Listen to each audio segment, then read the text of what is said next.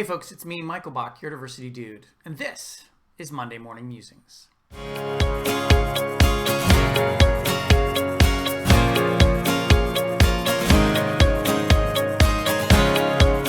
there folks, happy Tuesday. Yes, I know it's Tuesday. Sorry I missed you yesterday. Was a little under the weather, still a little under the weather, but gotta have my Monday morning musing, right?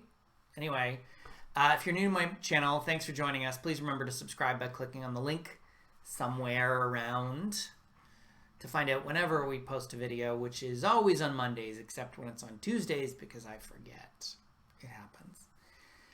I wanted to talk about something very important that happened last week. Really, so important. Obviously, daylight savings time. I'm totally kidding. I don't want to talk about daylight savings time. No, the election, the U.S. election, the election that will not die, that just keeps going. But since CNN has declared it, the Associated Press is the one I listen to, but since the press has declared it, I'm figuring it's done. But I wanted to talk to you about something that jumped out to me because I normally don't wade into U.S. politics because it's like wading into a bog. Nothing good is going to happen.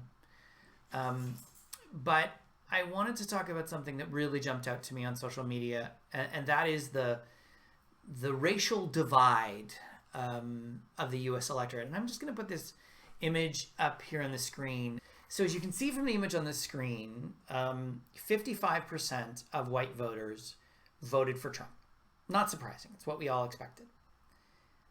90% of African Americans or blacks, 63% of Latin or Hispanic voters, and 70% of Asian voters voted for Biden. Interestingly, amongst the American Indian, Native American, and Alaskan Native Hawaiian, or other Pacific Islander, they voted in the majority for Trump, which I find very interesting, although they do make up, in both cases, less than 1% of the voting population. And then the other, whatever is included in other, voted for Biden. What this shows me is really what I knew all along, was that there was a huge divide from a racial perspective in the United States. And I think this is something that the Biden-Harris government needs to pay very close attention to. Not about voters, but about this racial divide. These numbers suggest to me that we're headed towards a race war. I realize that's a very dramatic, end result. But if you have a country that is inclusive and harmonious, where race and racism isn't an issue politically, then what you should see is a balance of the voters between parties.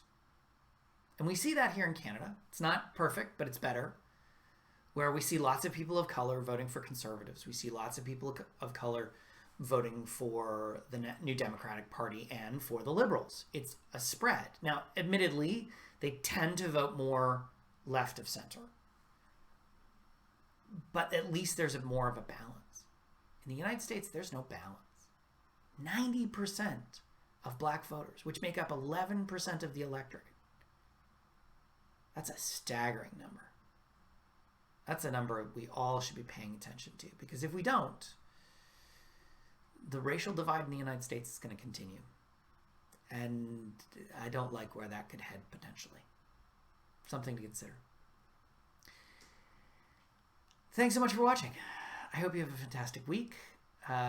Please remember to subscribe if you haven't already, and like the video and share it with your friends on your social media. Also remember to connect with me on social media. I am at DiversityDudeMB, and CCDI is at CCDI Social. Also, if you haven't already, check out my book, my best-selling book, Because of You Fabulous People. If you haven't got it already, you can check it out. Birds of All Feathers, Doing Diversity and Inclusion Right, wherever you get books, as long as they're selling mine. Or you can go to michaelbach.com and click on the books and find out where to get your copy. And my dog has now entered the shot. Hello, Sasha. That's it. Have a great week. I'll see you next week for another episode of Monday Morning Musings. Bye.